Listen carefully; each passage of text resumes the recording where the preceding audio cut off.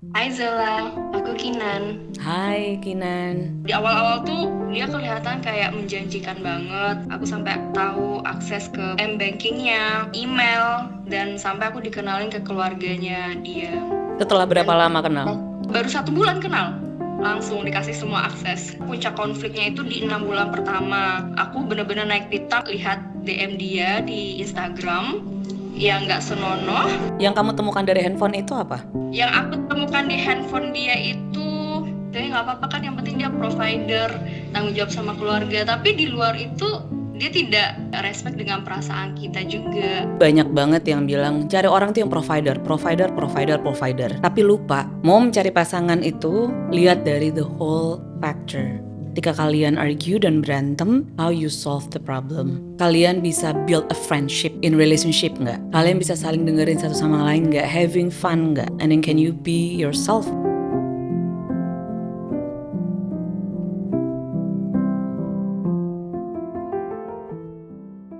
Hai Zela, aku Kinan. Hai Kinan, apa kabar? Getting better after 4 bulan berjibaku dengan hubungan yang nggak sehat. Oh no, I'm sorry to hear that. What happened? Tell me. Jadi aku kenal ini orang lewat dating app dan kita udah menjalani hubungan almost 2 tahun. Cuman bener-bener akhirnya aku decide untuk stop di tahun kemarin. Oh oke, jadi kenal 2 tahun, sorry, in relationship selama 2 tahun, kenalnya di dating apps. Yes, benar banget. Oke, terus kamu call it off. Yes, cut off jadinya. Oke, kenapa? Ternyata setelah em, aku telusuri, hubungan ini udah bener-bener kayak dari awal itu bener-bener udah kelihatan red flagnya. Cuman aku kayak denial gitu, coba lanjutin dan berusaha buat meyakinkan diri, tapi bener-bener udah kayak nggak bisa dilanjutin lagi. Oke. Masalahnya kenapa? Mungkin aku sedikit cerita kali ya, Zola, Mm-mm. ya di awal banget. Ya. Kenal di dating app, terus komunikasi lancar banget sampai akhirnya dia tuh kayak ngehilang selama 10 hari. Aku udah sebenarnya di awal udah cut off, cuman welcoming lagi, respon lagi, sampai akhirnya masuk ke situationship era. Jadi di awal-awal tuh dia kelihatan kayak menjanjikan banget. Actionnya kayak he's the only one. Aku sampai tahu akses ke bank account-nya, BM bankingnya, email, dan sampai aku dikenalin ke keluarganya dia. Setelah berapa Dan lama kenal? baru 1 bulan kenal, langsung dikasih semua akses. Baru 1 bulan kenal. Yes, benar. Oke. Mhm. Dan dikasih akses. Em, Oke. ya, jadi dan setelah itu juga aku coba untuk komunikasikan ke dia apa yang sebenarnya dia pengen, sampai akhirnya dia juga mention ya aku pengen hubungan yang lebih serius, kalau bisa ke jenjang pernikahan dan lain-lain, karena juga umur aku sama dia itu terpaut jauh. Dia lebih dewasa dari umur, jadi aku mikir oh karena dia lebih dewasa, mungkin dengan reaksi dia seperti itu dia pengen menunjukkan kalau dia tuh serius. Cuman ternyata Maksudnya, sorry, eh sorry kepotong. Dia lebih tua dibanding kamu atau umurnya ya, atau? benar Oke. dia lebih tua dibanding aku. Cuman setelah dua bulan setelah itu, aku malah menemukan beberapa fakta yang bikin aku shock sebenarnya. Too much intimidasi ke beberapa perempuan. Cuman aku mikir ya udahlah, itu kan masa lalu dia, jadi aku tidak terlalu membahas itu, dan aku tidak melihat tanda-tanda kalau dia ke situasi seperti itu lagi. Dan aku cukup kumpulin beberapa informasi untuk database aku sendiri. Tapi ternyata puncak konfliknya itu di 6 bulan pertama. Aku bener-bener naik pitam ketika lihat DM dia di Instagram yang nggak senonoh. Jadi aku diam dan aku pilih cabut sampai aku jelasin ke dia kalau ini tuh udah nggak bisa lagi karena dia udah melewati batas yang udah aku tentukan. Tapi entah kenapa, mungkin karena aku sayang kali ya, jadi aku respon dan balik lagi dan jalanin hubungan kayak normal.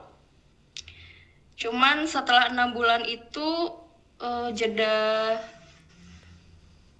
Sekitar 6 bulan setelahnya kita konflik lagi, dan di konflik kedua ini benar-benar kayak boom banget.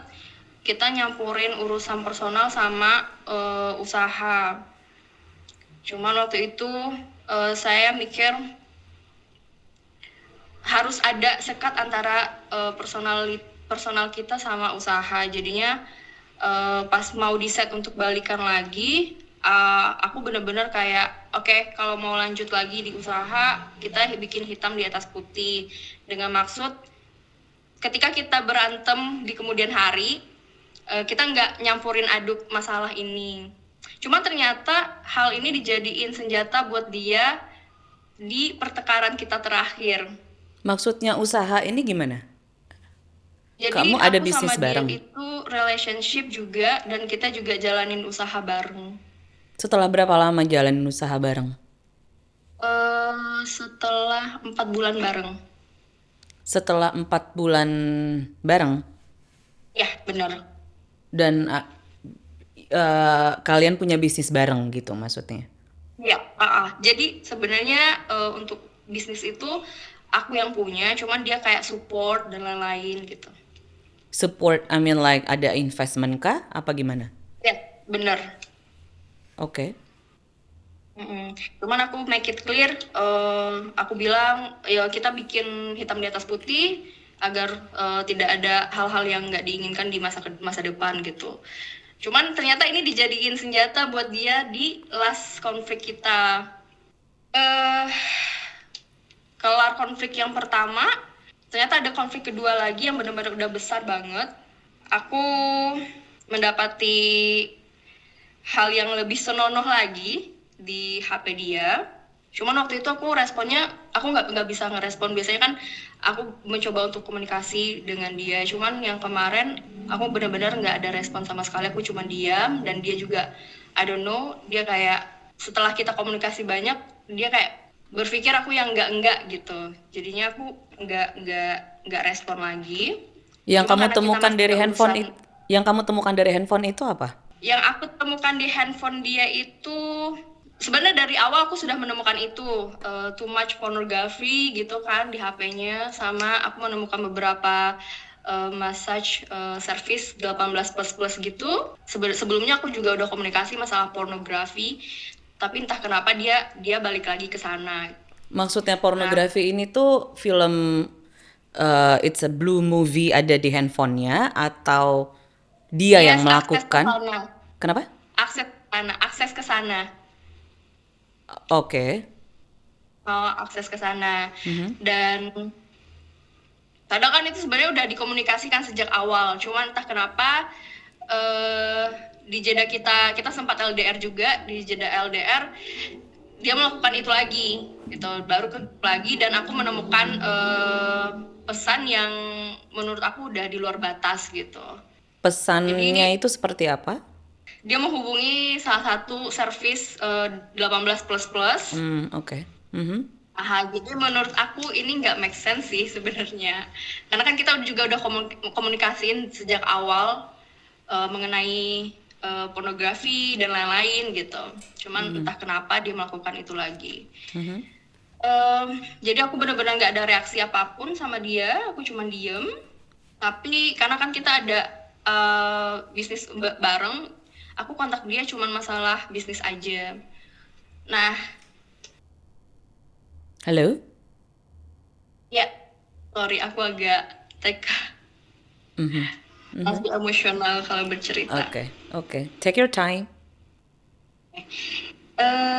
Jadi pas konflik yang besar kemarin, aku coba komunikasiin lagi sama dia, tapi urusan usaha, urusan bisnis.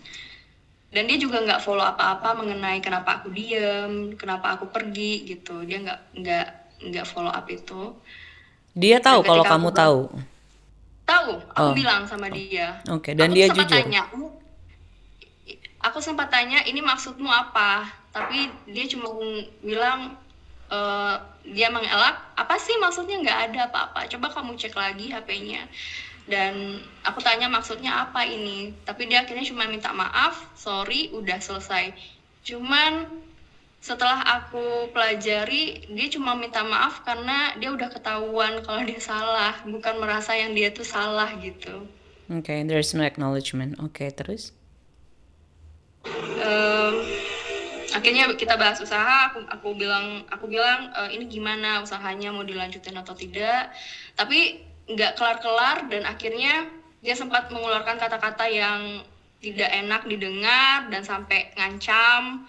Jadi aku decide untuk oke, selesai, udah aku putusin semua akses sama dia. Tapi bisnisnya gimana? Aku decide untuk close. Okay. Mhm. Mhm. Dan itu emang dramanya lumayan cukup lama kemarin. Jadi ya itu situasi yang sampai sekarang aku masih ngerasainnya sih, Zola. Okay. How do you feel right now? Kayak nggak nyangka dia seperti itu. Karena kan di awal aku ngerasa oh dia invest nih sama aku. Maksudnya invest itu dia put in trust sama aku sampai dia kasih akses ke m-banking dia, terus kenalin ke keluarga. Jadi kayak ngerasa kayaknya nggak percaya aja sih, nggak percaya. Mhm. Okay. Yeah, kalau in your situation, karena kan kenalnya di dating apps, which is a little bit tricky kan kalau di dating apps, tanpa harus mengenal lebih dalam lagi. Karena kamu sempat bilang, udah sempat kontak, tapi dia hilang. Ya, He benar. ghosted you, and Ya. then he came back. Mhm. Dia pas balik, dia bilang apa sampai akhirnya kalian ada interaction lagi? Dia sempat mention waktu itu emang dia lagi kerja, dan aku juga beberapa kali tuh sempat ikut dia di pekerjaannya. Emang sehetik itu. Dia kasih penjelasan, sorry aku kerja, aku baru bisa hubungi. Dan karena waktu itu posisinya juga lagi LDR, dan karena aku ke kota dia, dan aku ya udah aku ketemu, janjian ketemu, dan klub langsung gitu. Oke. So akhirnya setelah sebulan deket, belum in relationship, udah dikenalin, udah kasih password semuanya. Iya benar, itu masih di situationship. Oke. Next time mungkin ketika kamu ketemu dengan seseorang, take your time to get to know someone. Dalam 1 bulan itu nggak akan nggak akan kelihatan sebenarnya. Maksudnya adalah, dan apalagi ketika pas awal-awal dia udah kasih akses ke semuanya ke seseorang yang sebenarnya stranger dan baru kenal 1 bulan, tapi udah kasih akses.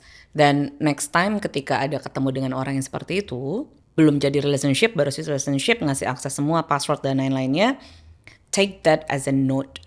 Ini sebenarnya kenapa? Ada apa? Gitu. It could be a red flag, atau it could be apapun, karena pada dasarnya orang itu nggak akan gampang ngasih sesuatu yang privacy unless they try to prove something. I see. Jadi atau mereka memang mau sesuatu.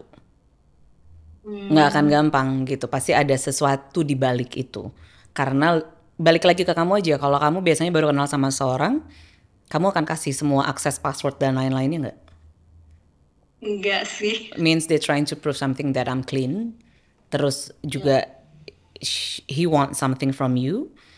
Gue nggak ngapa-ngapain, ini gue kasih akses semua. That's his way to gain your trust. Sampai akhirnya kamu percaya. Padahal belum jadi apa-apa. Iya. Aku Jadi kadang take that juga as a warning mikir aja. ya,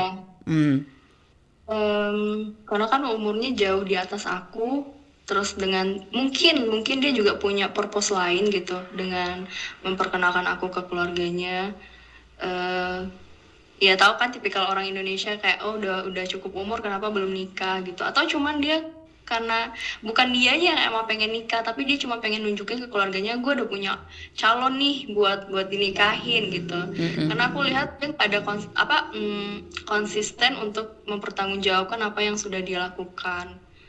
Kadang banyak cara, maksudnya ada orang yang memang mereka berusaha untuk gain trust itu by proving something biar sampai orangnya percaya dulu, and then baru mereka ngelakuin sesuatu. Itu ada juga yang begitu. So just be careful in the future. And then what is your question? Em, aku tuh sering dengerin Zola ngomong masalah kesetaraan ya. Kesetaraan event itu di emosional ataupun di finansial gitu. Dengan kasus yang aku hadapi, em, apakah hal-hal tersebut dapat ditoleransi? Maksudnya ketika dia interest to me dalam hal finansial oke nih provider gitu. Tapi secara emosional dan moral kok kayak bertolak belakang. Nah, apalagi nih mungkin juga aku belajar dari orang-orang sekitar yang sudah menikah. Ada juga orang yang sudah menikah komen, apalagi teman-temanku yang sudah menikah komen, ya nggak apa-apa yang penting uangnya gitu ya, nggak apa-apa kan yang penting dia provider, tanggung jawab sama keluarga. Tapi di luar itu dia tidak respect dengan perasaan kita juga. Nah, menurut Zola itu bagaimana? Gini, that's a good question sih. Society standard itu banyak banget yang bilang cari orang tuh yang provider, provider, provider, provider. Tapi lupa orangnya sebenarnya personalitinya seperti apa. Cocok nggak sama kita? Apakah itu yang kita cari atau kita cuman follow society standard? Sebenarnya kita nggak maunya yang seperti itu. Mungkin kita maunya karena kan kamu yang tahu kamu maunya seperti apa.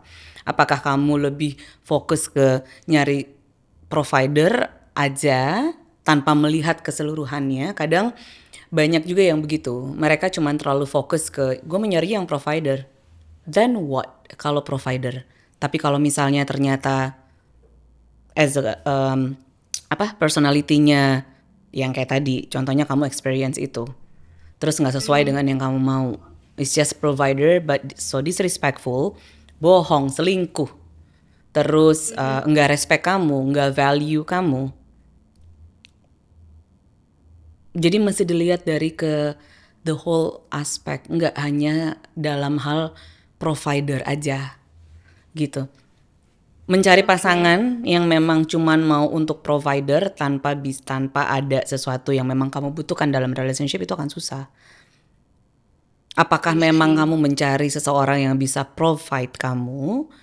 You looking for a provider that's enough for you? Kalau memang itu enough dan tanpa kamu melihat yang lainnya, go for it. Karena setiap orang itu beda-beda. Tapi kalau menurut kamu mencari seseorang itu justru sebenarnya yang paling penting adalah kita goalsnya sama apa enggak. Dia bisa memperlakukan kamu nicely atau enggak, and vice versa. Dan ketika ngobrol, ketika discuss sesuatu, apakah dia berusaha untuk ngertiin kamu, ngedengerin kamu, atau malah justru yang kayak tadi, kamu udah ngobrolin apa yang kamu gak suka, apa yang kamu gak mau, dan itu malah terjadi. Dan itu kejadian dan kejadian lagi. Berarti kan apakah buat kamu itu cukup cuman buat provider aja? Apalagi kalau misalnya dibilang yang penting kan duitnya. I'm sorry to say, tapi buat aku yang komen begitu, gimana ya? It works for them, but it may not works for other people. Especially you need to know what are you looking for in partner. Jangan mengikuti orang lain. Karena standarnya kita dan standarnya orang lain itu beda. Apakah buat kamu duit aja cukup atau kamu butuh yang lain? Itu kan jadinya menjustifikasi kalau ya udah nggak apa-apa. Yang penting kan duitnya ada. Berarti kan itu menjustifikasi kalau membiarkan behavior yang seharusnya itu nggak boleh dan nggak dilakukan. Cuman karena ya udah yang penting ada duitnya. Mau mencari pasangan itu lihat dari the whole factor, nggak cuman dari provider aja. Mesti semuanya lihat ketika kalian argue dan berantem, itu gimana? How you solve the problem? Kalian bisa build a friendship in relationship nggak? Kalian bisa saling dengerin satu sama lain nggak? Having fun nggak? Can you be playful and then can you be yourself around the person? Nggak bisa cuman masalah provider ya udah dia provider, jadinya melupakan hal yang lain. Sementara banyak hal yang jauh lebih penting daripada hanya sekedar provider. Unless yang paling penting adalah itu buat kamu. Nggak apa-apa juga, nggak ada salah, nggak ada benar. Karena setiap orang tuh beda-beda. Mereka punya needs-nya dalam relationship. If your needs dalam relationship adalah you need someone that can provide, that's also okay. You just need to find someone yang memang provider. Yang paling penting tuh lihat dari dia punya values dan dia punya personality, karakter. Dia kind gak to anyone? Respectful gak? Bisa Nah, ini diajak tuh kompromi dan bisa ini tuh diajak juga ngobrol gak? Gitu. ya, ini tuh juga jadi pertanyaan buat aku ya Zola. Kayak personality dia tuh sebenarnya bagus. Ke orang-orang yang lain juga kind, respect. Cuman kenapa ke aku dia begitu gitu. Makanya juga sampai sekarang aku sampai masih sering mempertanyakan kenapa dia bisa begini ya sama aku gitu. Yang di awal sweet, manis, nggak pernah ngomong kasar gitu, nggak pernah mengeluarkan satu kata pun yang terdengar kayak ngancam. Tapi ketika kata konflik besar kemarin, kenapa dia sampai mengeluarkan kata-kata yang tidak pernah aku bayangkan sebelumnya. Dan aku juga mikir dia ke orang-orang nice, tapi kenapa ke aku dan setelah aku telusuri lagi ternyata dia juga begitu ke beberapa keluarganya. Jadi apakah karena ada beberapa case orang ya yang dia ke orang terdekatnya justru dia berani untuk nggak terlihat nice, tapi ke orang lain dia lebih nice gitu. Apakah aku juga masih mempertanyakan ya kenapa bisa seperti itu? Kenapa bisa seperti itu ya setiap orang mereka punya alasannya masing-masing. But if you wanna know their true character and personality, lihat ketika lagi ada masalah dan ketika mereka ada di titik terendah. Bukan saat lagi senang-senang. Dan ketika lagi ada masalah kayak tadi aku bilang, bisa diajakin ngobrol nggak? Ketika argue, ketika berantem, dianya gimana? Karena their true character itu akan kelihatan ketika di posisi yang begitu. Yes. Karena balik-balik lagi, nice, it's aku juga masih bisa nice, everyone nice gitu. Karena kan kita nggak kenal orangnya dari dalamnya seperti apa kan. Tapi ketika orang di posisi yang memang udah kepepet, terus tersudut ya istilahnya gitu ya, atau melakukan sesuatu dan ketahuan, apakah dia memang mengakui kayak seperti kamu bilang, they take accountability, atau malah dismiss dan balik nyerang gitu. Iya, make sense Jadi sih. tingkat kedewasaan seseorang itu bisa terlihat ketika mereka lagi ada masalah. How they solve the problem. Walaupun itu nggak bisa digeneralisasi ya. Tapi kita bisa melihat the level of maturity itu tuh udah bisa dari situ. Sih. Gitu. Hope it helps ya. Well, dengan bercerita aja aku kayaknya udah merasa sangat tenang sih. Aku juga nggak kepikiran kalau ternyata menilai seseorang itu tidak bisa secara general, oh ya dia nice kepada orang lain, tapi kita juga perlu ngecek apakah dia yang kayak Zola mention tadi itu mengenai kita bisa cek personality dia itu ketika dia di posisi yang lagi di posisi dia terendah ya, di posisi terendah dia, dan ketika dia ada masalah. Itu aku belum kepikiran sampai ke sana sih. Ya bisa dilihat dari level of maturity-nya itu dari situ. Ya. Semoga membantu ya. It really helped me.